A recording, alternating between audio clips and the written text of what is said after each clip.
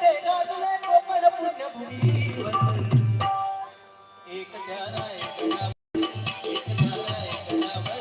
एक ध्याना एक नाम एक नवला एक एक ध्याना एक नाम एक नवला एक ध्याना एक नाम एक नवला राजा इथे गाजले राजा इथे गाजले कोकण पुण्यभूमीवर एक ध्याना एक नाम एक नवला एक ध्याना एक नाम एक नवला